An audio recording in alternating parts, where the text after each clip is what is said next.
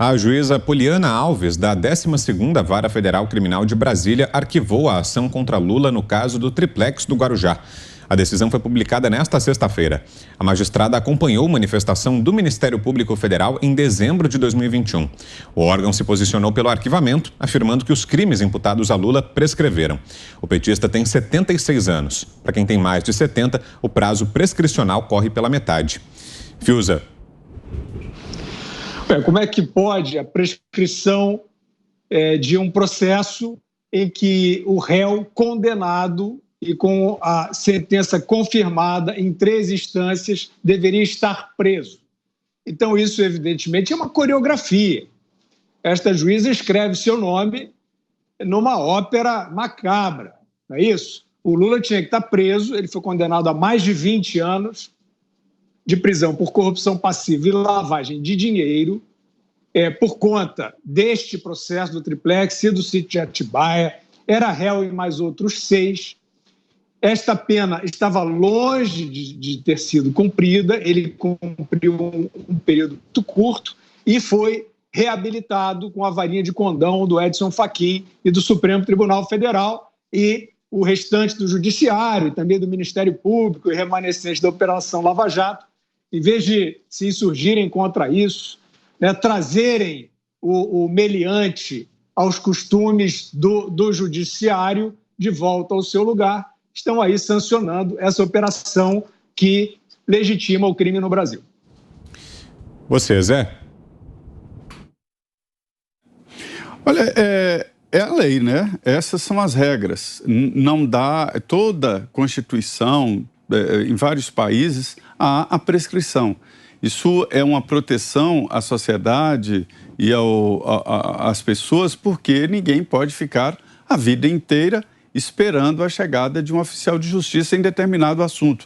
Isso se revela através de guardar provas, documentos, há uma prescrição.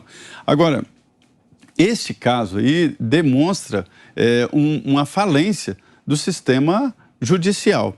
Eu entendo o seguinte, se há a prescrição é necessária. Ninguém pode, repito, ficar o resto da vida aguardando a possibilidade de uma ação, né?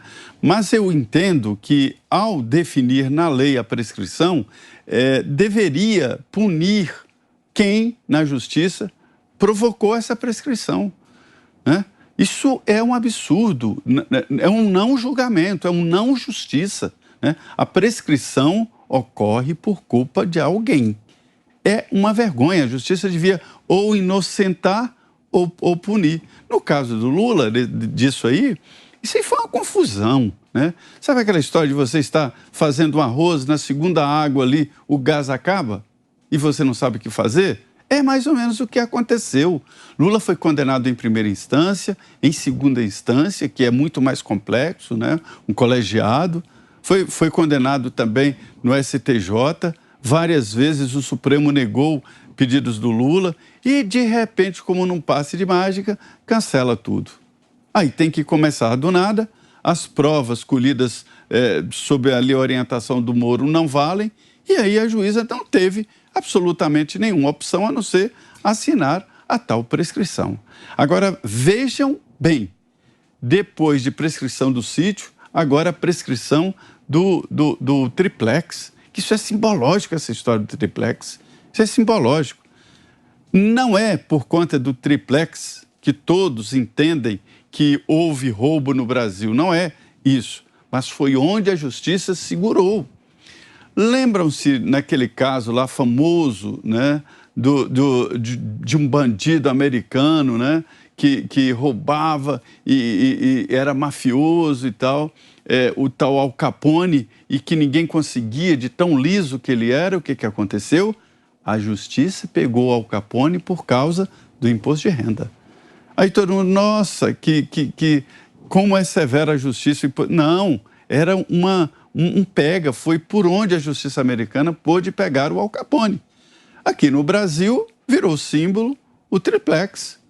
Por quê? Porque ninguém conseguiu pegar no BNDES, né? na Caixa Econômica, no Banco do Brasil, em vários outros ministérios, e pegou no tal do triplex, né? Por isso é que é decepcionante, Por isso é que todos ficam chateados quando vê essa situação. O triplex é um símbolo, né? Um símbolo de aconteceu, que é um imposto de renda, nesse caso, comparando com Al Capone.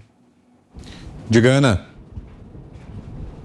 Olha, um daqueles dias, né, difíceis de explicar aqui para a família, para os amigos, o que acontece. Existe uma lei aqui nos Estados Unidos, de 1974, chamada Speedy Trial, que essa lei diz que você tem certos períodos aí a serem cumpridos para que o julgamento aconteça. Você não pode esperar 1 ano, 2 anos, 3 anos, essa morosidade que a gente vê no Brasil. E aí, exatamente, principalmente quando são crimes federais e crimes também envolvendo assassinatos, porque aí, dentro dessa lei, eles afirmam que você precisa deixar aí fresca a memória de testemunhas e acusados, enfim. E dentro de investigações criminais federais, você também tem um limite aí máximo, se eu não me engano, de 30 a 70 dias para que o processo ele siga aí o seu curso e que vá ele seguindo aí também para as cortes, né? A appellate courts, que é chamado aqui, as cortes apelatórias aí para cima. Tudo isso tem um tempo, senão ele acaba, o processo acaba morrendo. E no Brasil não adianta, né? Enxugamos gelo no Brasil, seja crimes hediondos, seja crimes de colarinho branco, seja, enfim, nós precisamos tanta coisa para a gente discutir, né, no Brasil, nossa revisão aí do Código Penal, o que está acontecendo com o nosso judiciário. Eu só queria trazer uma informação aqui que eu anotei, só para eu não esquecer, já que estamos falando aí de delegadas e juízas. O Fiuza trouxe um ponto interessante na nossa discussão sobre o Bolsonaro, o presidente Bolsonaro, e pode ter passado aí de maneira rápida, mas o Fiuza trouxe um ponto muito importante.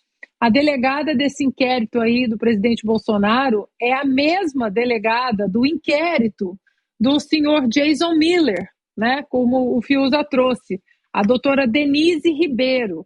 Então, parece que é como só existisse, né, a doutora Denise Ribeiro aí. Ela está absolutamente à frente de todos os inquéritos do Alexandre de Moraes. No mínimo estranho. Augusto. Olha, não aparece um juiz para dizer isso aí que o Zé lembrou há pouco. Meu Deus do céu, eles fazem a coisa, mas sob medida para prescrever. De novo, eles acham que nós somos idiotas.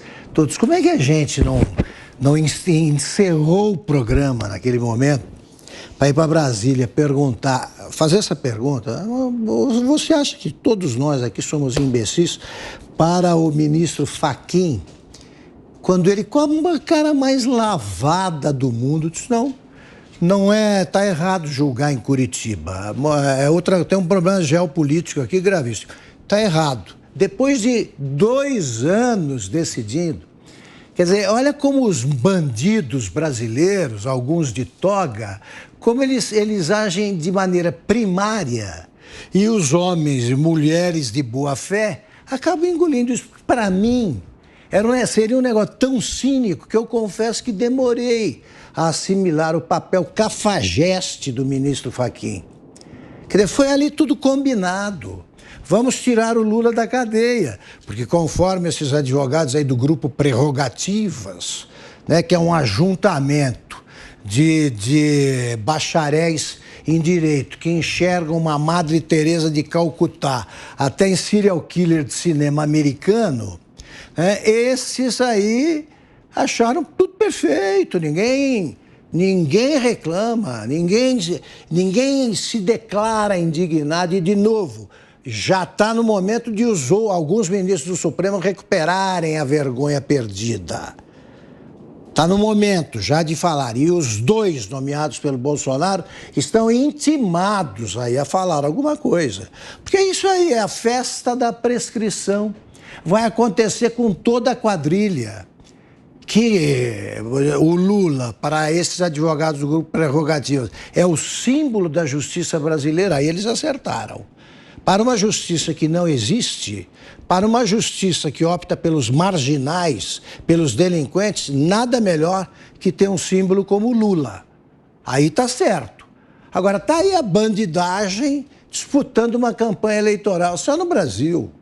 Eles deviam estar disputando a chefia de ala de cadeia, né? A chefia de uma cela, né? Mais a populosa, num bom presídio, aí em regime fechado. Estão aí em campanha pelo poder e planejando, né? O programa já para a área de justiça é esse. Não vai mais ter bandido no Brasil, é só aplicar a fórmula do Maris. Se não há crime antes de ser cometido, né? E se também não há depois de cometido, o que tem que fazer? Vai fechar a cadeia, não vai precisar mais de cadeia, só vai desaparecer a população carcerária e os advogados desempregados, né, eles vão aprender nas escolinhas da OAB como é que age um criminoso que não tem mais preocupação com cadeia, porque acabou o perigo de cadeia, segundo a doutrina Maris. Quer dizer, é um bando de vigaristas que está aí querendo o poder de novo.